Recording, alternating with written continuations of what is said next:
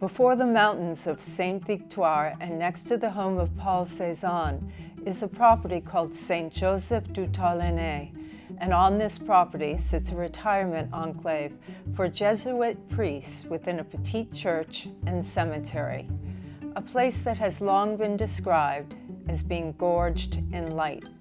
And out of the windows on the second floor of this church, François Aubrun set out to capture this light. I'm Abby Taylor, and this is Talking Art, episode 18. Today we look at François Aubrun, whom we feel epitomizes a pure approach to painting.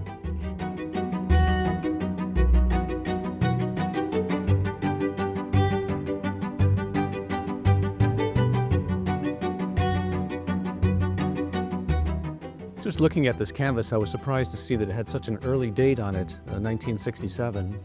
Yes, and for me, this is something that moves forward out of Impressionism. At this time in France, Tacheism and the Groupe Imprimel were very important movements, and these artists were building up the impasto on the canvas, but they were also scraping away at it, and you see that in the way that the underlayers of the blue comes through.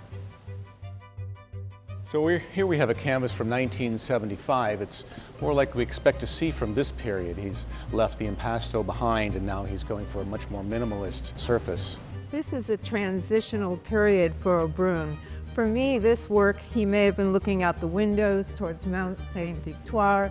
A lot of atmospheric qualities to this work. This is a really exceptional and exciting canvas by Aubrun. A lot of energy put into this one. Many times you don't see a lot of color. Here he does have color, and he's used it very, very judiciously. Extraordinarily exciting. We see areas where he scraped down in here, so he built up layers before he even started to put those whites in. This speaks of like the walls in the church in which he painted, where you see stone and layers of cement. I wonder if one day as he was walking over to his studio, he was looking at the light and perhaps the way it was filtering through the trees. We see at this transitional time period that he's paring down how much paint he's putting on and exploring translucency. A little bit of buildup right there. This reminds me of one of my favorite artists, Adolphe Gottlieb. It's almost got these sort of floating symbols and forms. There's a real sophistication and elegance to this piece. François visited Greece. It's not surprising that he was very inspired by the light and the color, the white buildings, the blue ocean. I'm standing between two pictures which really demonstrate how much texture this artist brings in. These are almost like sculptures, the way that they sort of function on the wall. Look at the buildup of paint here. That's sculptural. Over here, if we think of those windows once again that he's looking out while he works each day, Mount Saint-Victoir is out there. There's an arc and a curve to that mountain. Perhaps that's what we're seeing in here with this mass.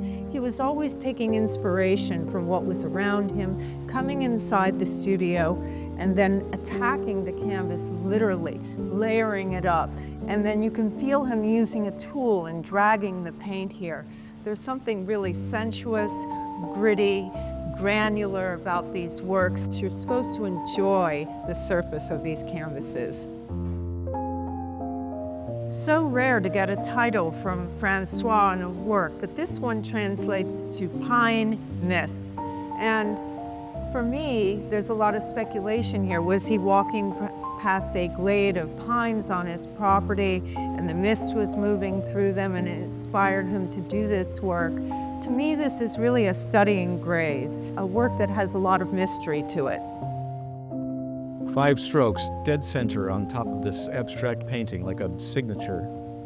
You have to wonder what happened that day. Was he in the studio and he's, has this swirl of white paint being moved around the canvas, a little nod to his earlier work down here, and then all of a sudden he steps back, he looks at it and he says, I'm just going to put those strokes right on top.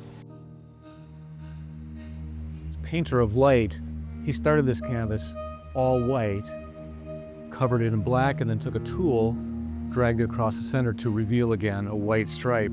Probably worked on the canvas both ways around, introduced some solvents, to create this little curtain of white.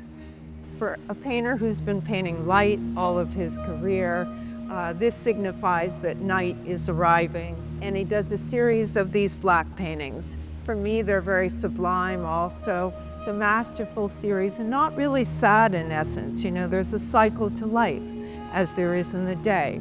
You know, the sun comes up, there's light during the day, and then there's night. You can't have this sort of continuation without that full cycle.